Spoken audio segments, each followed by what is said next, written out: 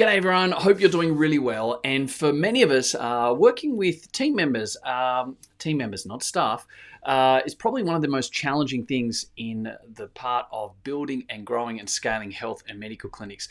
But there's 5 top tips that you must keep in mind and must work with. I'm going to go through them right now so that you can grab them and make sure that you make every post a winner with your team right now.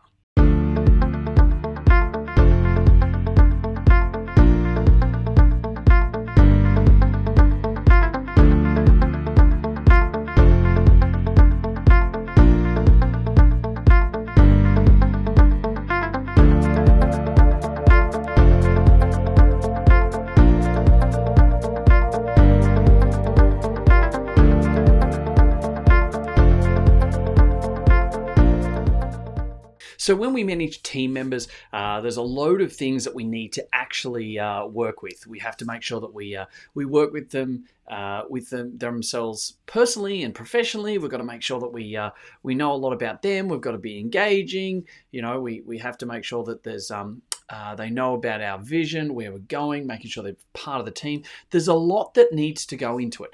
But there's 5 things that we can basically categorize straight away right now and pull all of that into remembering 5 things that you can do with each of your team members now to make sure that you're best prepared to be able to have them on board long term, get as much benefit and value out of them for the business and the team and the impact that your business is wanting to make, but also making sure that you're doing everything right by them and giving them every opportunity to grow them as a person, not just to be another team member in a business that's a bit stale. So let's get stuck in right now.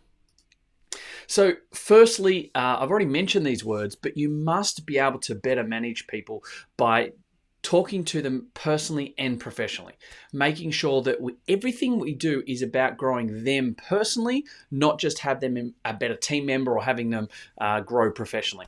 And so what we mean about that is we have to make sure that all of our conversations that we have with them from the very start is not only about maybe upskilling them, getting them involved with our practice software, or being more able to better diagnose things or treat or be a better practitioner, or more understanding of operations. Regardless of their role, we need to be able to make sure that we grow them professionally, but we have to be very open and honest that we're also wanting to grow them personally. Because the thing that most people miss is the fact that you can't grow professionally until you grow personally. Right? We can't actually be able to learn more skills and apply more skills and have them as second nature as to who we are if we're not outside of our comfort zone, if we're not growing ourselves as a person first and foremost. And I think that's where most people go wrong at the start. We want to try and manage people to make them follow KPIs, or learn a better admin or operational procedure, or be a better practitioner. And it's all about the professional side. But the reality actually is we need to work on them personally before they can just adapt to being a better professional standard. So tip number 1 is that we have to make sure that we manage people personally and professionally. And I think you should communicate that to them, making sure they understand that they're part of the process. We want to grow them as a person and not just have them as a better team member. This is about all of us growing personally and professionally. Which means we need to show a little bit more compassion. We need to be a little bit more empathetic.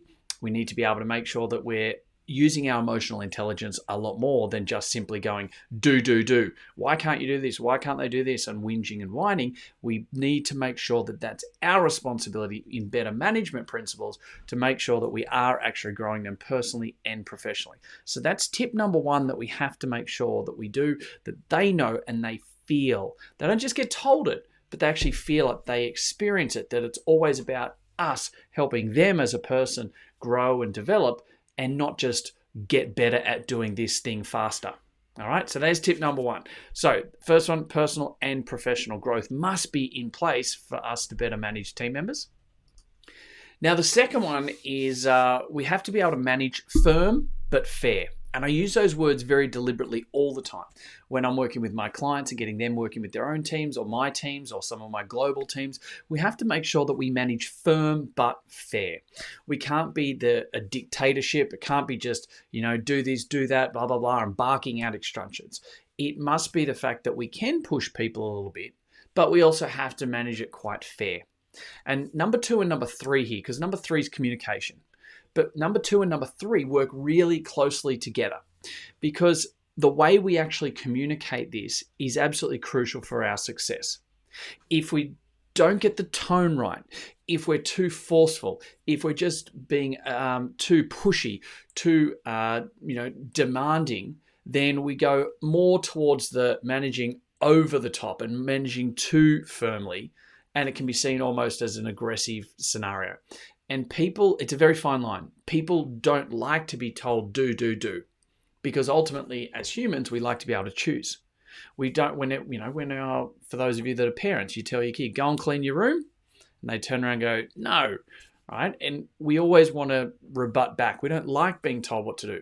So if we blur the line a little bit and push a little bit too hard, and we go maybe a little bit too aggressive, or the tone's wrong, or it's just felt to be a little bit too pushy, then we will always have a little bit of pushback from the team members, because they will be feeling like, don't tell me what to do.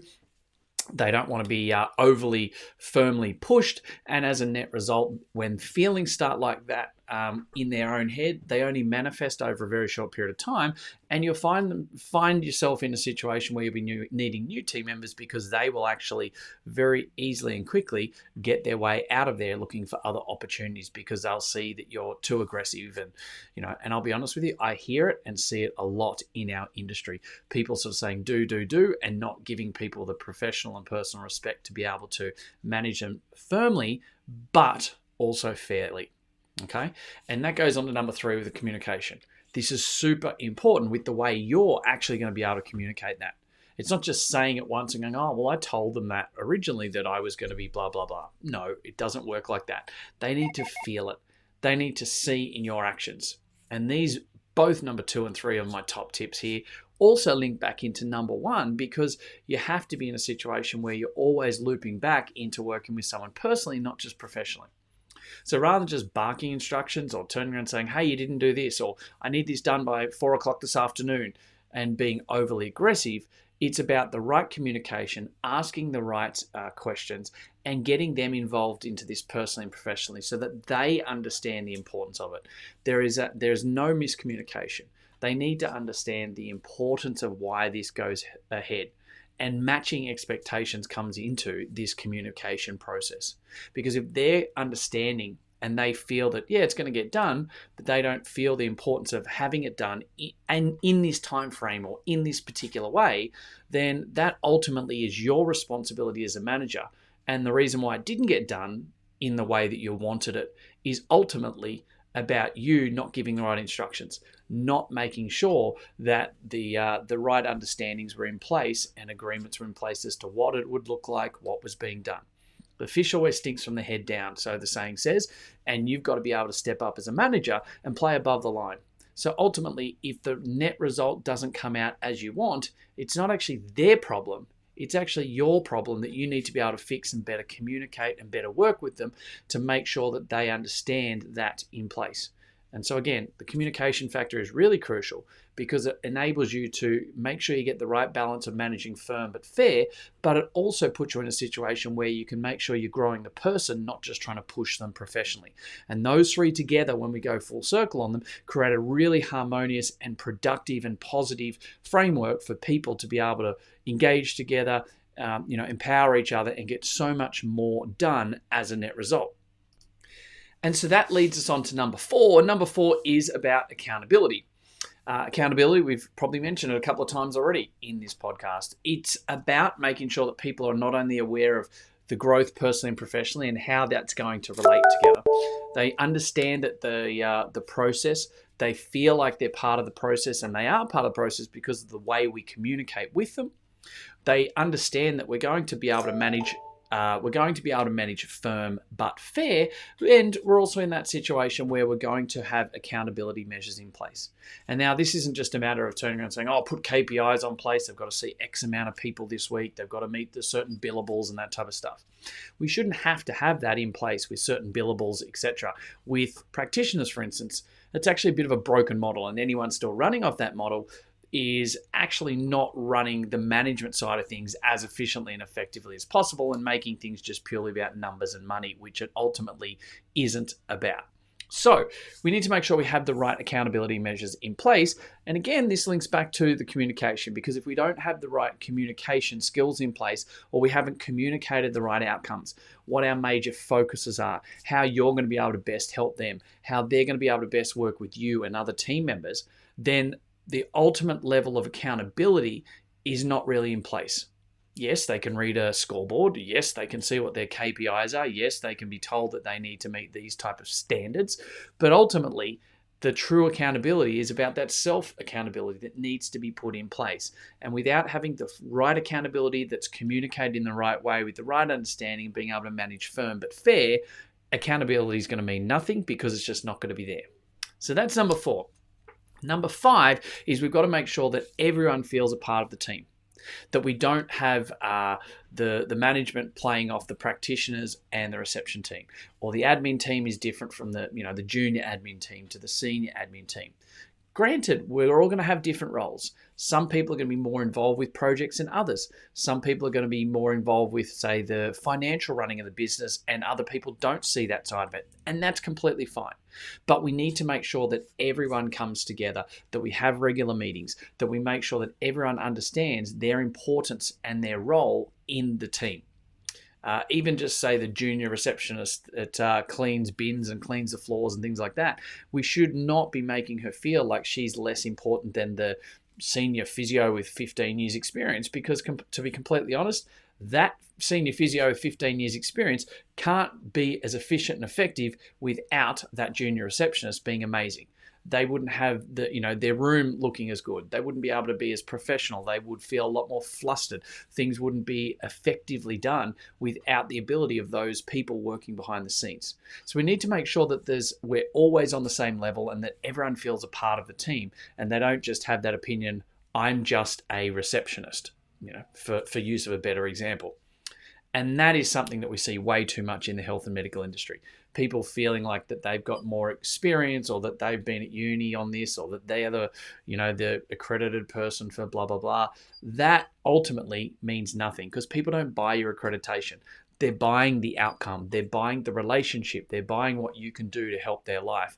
And ultimately, what we perceive as a practitioner, as we develop when we're younger, as being important, is not what's most important. It's not what sells or builds a business, and it's not what has people getting better results. And so here's the thing. Let's make sure everyone's inclusive, and we make sure that everything we do about the management side is about including everyone to be able to step forward as a team moving forward from there. And so that's number 5, bring everyone in together, making sure that everyone is part of the team.